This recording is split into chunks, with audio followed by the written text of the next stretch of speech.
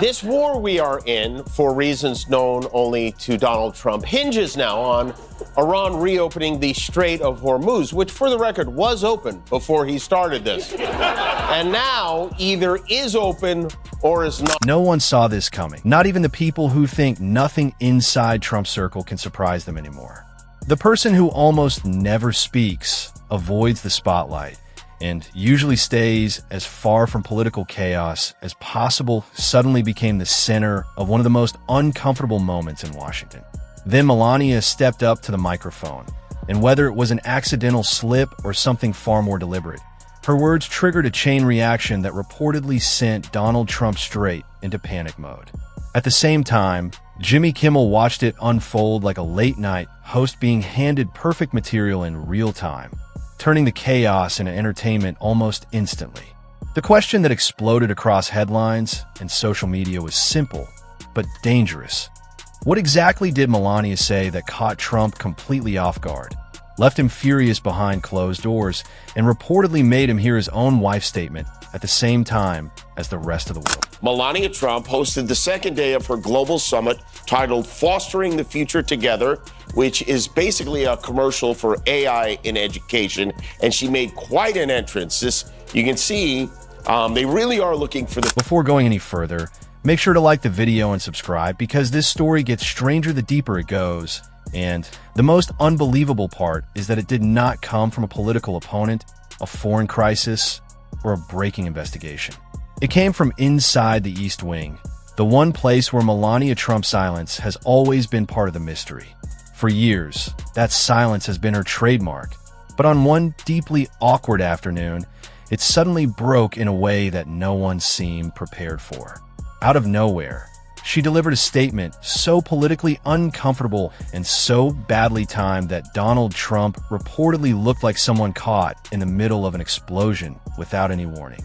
In a White House built around message control, that kind of moment is not just awkward, it is dangerous. Democrats were refusing to fund the DHS until that happened. The good news is they were able to make some kind of an agreement without having to pull an all-nighter.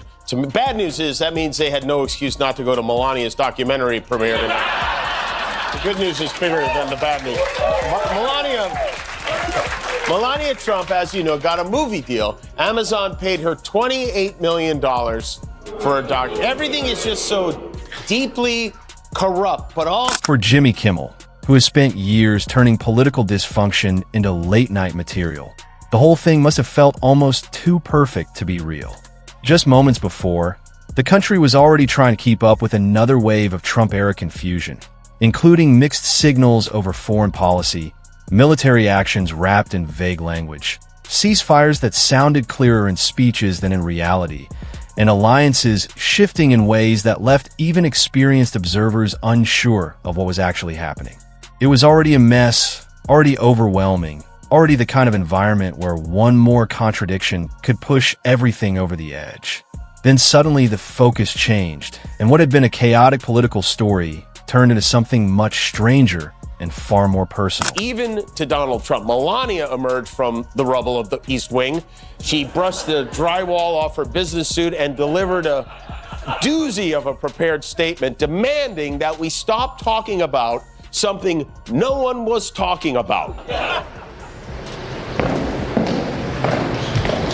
Good afternoon. The lies linking me with the disgraceful Jeffrey Epstein need to end today. Out of nowhere, Melania Trump stepped out from the background and took over the entire news cycle in a way that felt almost impossible to predict. The timing was so disruptive that it instantly knocked every other political storyline to the side. And for someone like Kimmel, it probably felt less like a normal news development and more like being handed a perfectly written script. This was the kind of moment late-night hosts hope for, not because it needs exaggeration, but because it already carries its own built-in tension, irony, and confusion. A figure known for silence suddenly speaks, and instead of calming anything down, she creates a completely new problem that no one, especially Trump, looks ready to handle. One of those robots is Melania, okay? The other is Figure 3, which is a humanoid that can complete simple household chores like doing laundry, loading the dishwasher, and it can teach your children. And in the corner there of the screen is the French First Lady, Brigitte Macron, who picked a weird day to visit. No one's exactly sure what they should do here because, she's kind of suspicious walking along. The situation was already tense long before Melania said anything. Trump was dealing with growing criticism over foreign policy confusion, slipping approval numbers, and the constant pressure of trying to present every development as some kind of victory, even when the facts clearly pointed in another direction. His messaging had started to feel increasingly detached from reality, like outcomes were being declared first and explained later. Then Melania stepped in during a White House appearance that reportedly caught even seasoned reporters off guard and addressed claims linking her to Jeffrey Epstein, despite the fact that the issue was not dominating headlines about her at that moment. That unexpected decision is what made the whole thing irresistible for Kimmel. In his framing, it looked like she had just dragged a buried controversy right back into public view, undoing weeks of effort to keep attention elsewhere. And according to reports that surfaced afterward, Trump may not even have known she planned to say it, which, if true, turns an awkward public moment into a far more serious private one. We agreed to a ceasefire if and only if they reopen the strait. It appeared to be open briefly, but then Iran closed it because Israel kept attacking Lebanon. And now, even though it is allegedly open, there are no ships going through it. Basically, after all this, he got us constipation. And only a handful of ships have been allowed to pass through the strait. Yesterday, Trump floated the idea of a grand reopening / joint business venture with the people he's bombing, where we would split the... Kimmel seized on that detail immediately, almost like someone who had just been handed the missing piece of a story at exactly the right moment. The picture he created was nearly cinematic. Trump somewhere inside the White House, completely blindsided, watching as Melania casually reopened one of the most uncomfortable subjects tied to his orbit. In Kimmel's version of events, it was the kind of shock that could make someone stop mid-sentence and stare at the screen in disbelief. What made the moment even more explosive was not only what she said, but when she chose to say it. In a single appearance, Melania tried to distance herself by explaining that she and Donald had only crossed paths with Epstein at social events in places like New York and Palm Beach, presenting it as something common among wealthy circles. But instead of reducing tension, that explanation only gave Kimmel more material. He zeroed in on the oddly detached way she spoke, as if she were discussing an inconvenient acquaintance rather than addressing a controversy loaded with political risk. As it approaches the First Lady of France, Melania stops, and then Sacre Bleu. And it only got scarier from there as Melania pleasantly informed us that we will all soon be replaced by machines. The future of AI is personified. It will be formed in the shape of humans. Very soon, artificial intelligence will move from our mobile phones to humanoids that deliver utility. A lot of viewers picked up on that same tone and described it as distant, controlled, and almost staged, which only made the timing feel more suspicious. But Kimmel's sharpest point was not really about how Melania sounded. It was about why she chose that exact moment to speak at all. He raised a question that instantly grabbed attention. Why revive this topic now, unless something else was happening behind the scenes? That became the center of his monologue, because in Trump's world, timing is rarely treated as random. Every public appearance is calculated. Every silence means something, and every statement is assumed to serve a purpose. Melania's move did not look spontaneous. It looked placed, almost strategically dropped into the middle of an already unstable situation. Then came the detail that pushed speculation even further, the possibility that she may have made such a sensitive statement without even informing Trump in advance. Kimmel leaned hard into that idea, suggesting it pointed to a deeper internal disconnect, not just between husband and wife, but inside the broader White House operation itself. Wanted to partner with Iran, which makes no sense. None of it makes. Are you following any of this, Guillermo? Not at all. Okay. I'm lost. But here's what Trump's going to do. No matter if the strait is open or not, he'll just say it's open. It's open. Same way he did with the riots in L.A. that never happened, or the imaginary water valve he opened to put out the fires. He'll put it on his vision board and will it to be true. So Dr. Demento is back at it with the threats again on social media. For Trump, whose image has always been built on control, dominance, and the appearance of total command, the situation created a deeply uncomfortable contrast. Suddenly, it looked as if even his own wife was moving independently inside the political arena. And for someone obsessed with message discipline, that kind of image is a problem all by itself.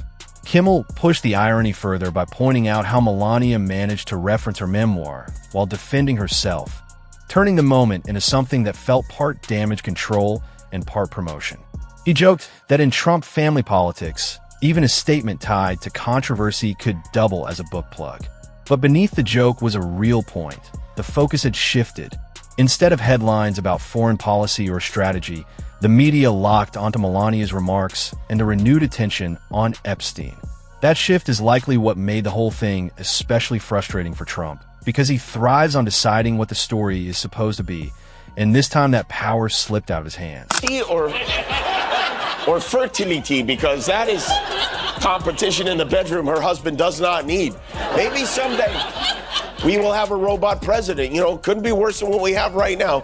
We got a sneak peek at what might be in store for Team Trump come November at the elections. I mentioned last night Mr. Ban Mail-in Voting voted by mail in a special election in Palm Beach. This is a district Trump won by double digits 2 years ago. And Kimmel understood exactly why the moment mattered, and that is why his segment landed so hard. He was not just mocking the awkward timing or playing up the surface drama. He was pointing to something deeper and more humiliating. Trump appeared to lose control of his own narrative, and the disruption seemed to come from inside his own household. By the time the monologue ended, Kimmel had turned the episode into a full piece of political satire, complete with strained relationships, nervous aides, fractured messaging, and a president who, according to the joke, may have been learning about family communication strategy from reporters in real time. What made it work so well was that it barely needed exaggeration. The reality already felt absurd enough. A first lady known for staying quiet steps forward, and instead of critics or investigators creating the problem, the trouble starts from within. Kimmel made sure the audience felt the full irony of that. And once the clip started circulating, the ripple effect only made the whole situation. Go on, please. I never been friends with Epstein. Donald and I were invited to the same parties as Epstein from time to time, since overlapping in social circles is common in New York City and Palm Beach. And everywhere. I love how she keeps calling him Epstein like it's an episode of Welcome Back, Kotter or something. And why is this happening? Kimmel leaned into that instinct again, which is exactly why his take resonated with so many people. He was not just making fun of Melania's timing. He was exposing the deeper embarrassment underneath it. Trump, who has always tried to control every angle of his public image, suddenly found himself reacting to a story he did not start, could not direct, and apparently did not even see coming. Worse, the source of the disruption was not an outsider, but someone inside his own home. By the end of the segment, Kimmel had reframed the episode as a sharp piece of political satire built around miscommunication, nervous staff, broken message control, and a president who seemed to be catching up to events rather than leading them. What made the moment stand out was how little extra drama it needed. The situation itself already felt bizarre. A usually silent first lady steps into view, and instead of opponents causing the damage, her own words ignite the chaos. The aftermath only made it more entertaining for Kimmel, because the White House suddenly looked trapped in exactly the kind of media storm Trump usually creates for everyone else. Donald Trump has a new celebrity friend. I don't know if you've seen this, but her name is Nicki Minaj. Nicki Minaj is in the Oval Office. You can see her there grouping with a group of men who would normally call the police on her. and Donald Trump just delighted, taking it all in. He's so happy. This relationship has been brewing for quite some time, ever since COVID nearly exploded Nikki's cousin's friend's balls. And, of course, Trump was delighted. He's never had... For years, Melania has maintained an almost mysterious distance from the permanent turbulence surrounding Trump. She rarely appears, speaks very little, and often moves through scandal and controversy with a kind of emotional detachment that makes her seem separate from the political machine around her. That silence has always made her hard to read, and unpredictability is something political systems do not handle well. Kimmel captured that idea perfectly, treating her silence as if it were something quiet but powerful, always sitting just below the surface.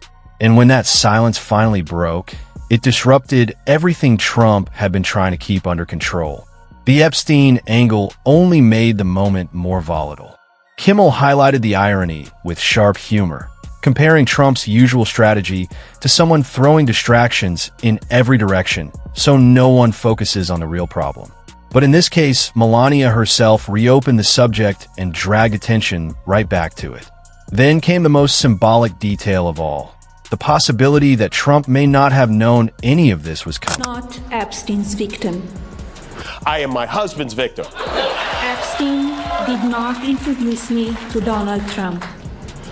I met my husband by chance at a New York City party in 1998. This initial encounter with my husband is documented in a detail in my book, Melania. Only a member of the Trump family could turn a defiant speech about a pedophile into a plug for her boo. That single possibility became hugely important because it challenged one of the core ideas Trump has spent years building around himself, the idea of total control. He has always tried to present himself as the person who hears everything first, approves every move, and shapes every headline before anyone else can react. But the suggestion that Melania caught him off guard made him look less like the person in charge and more like the last person to know what was happening inside his own circle. Kimmel used that angle brilliantly, joking that it made Trump seem like the final person to be informed in his own operation. Then he pushed the argument further with a simple but damaging comparison. If communication inside the White House is this fractured, what does that say about the administration's ability to handle complex global negotiations? It worked because it connected a private embarrassment to a broader political critique, painting a picture of aid scrambling, tension building behind closed doors, and Trump demanding answers in a situation where the real problem may have come directly from Melania herself. So different, in fact, that Nicki Minaj is now in possession of a Trump gold card. There, she posted that. These are the visas Trump has been selling for $1 million a pop. If you buy one, you get lawful permanent resident status. But she didn't buy one. She said she got it for free. He gave it to her. She gets a gold card. He gets a famous... The situation also created a very unusual problem for Trump personally. He is known for reacting quickly and aggressively when he feels cornered, whether the criticism comes from judges, journalists, rivals, or even former allies. But this time, the source of the disruption was different.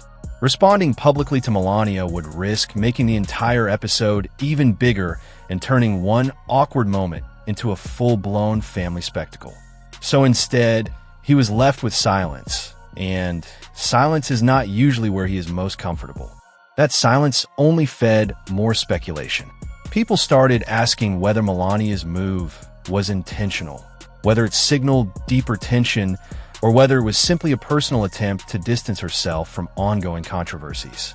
Kimmel treated all of those possibilities as both believable and entertaining.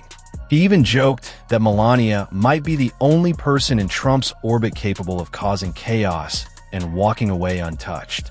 As the clip spread, social media piled on with memes portraying Trump as a confused husband learning about family developments in real time. And Kimmel's segment worked because it captured the surreal quality of the moment in a way straight reporting never really could. 6 weeks trying to bomb this Epstein story out of the headlines. 2 days after the ceasefire, she puts it right back on top. She must really hate him.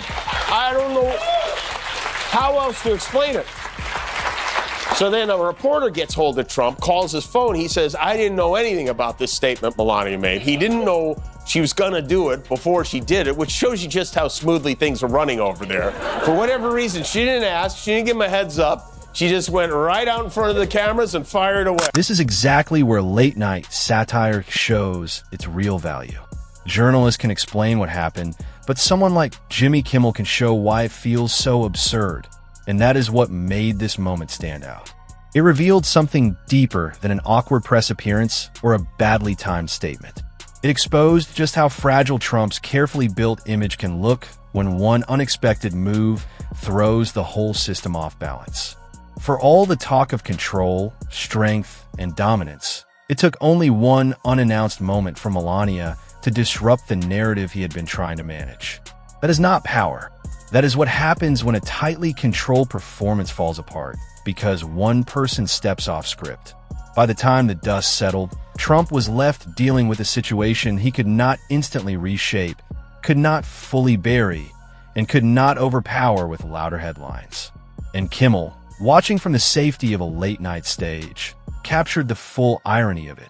Not from investigators, not from leaked documents, but from inside Trump's own household, where a single unexpected appearance was enough to shake the entire media strategy and turn ordinary political drama into something that felt far more personal.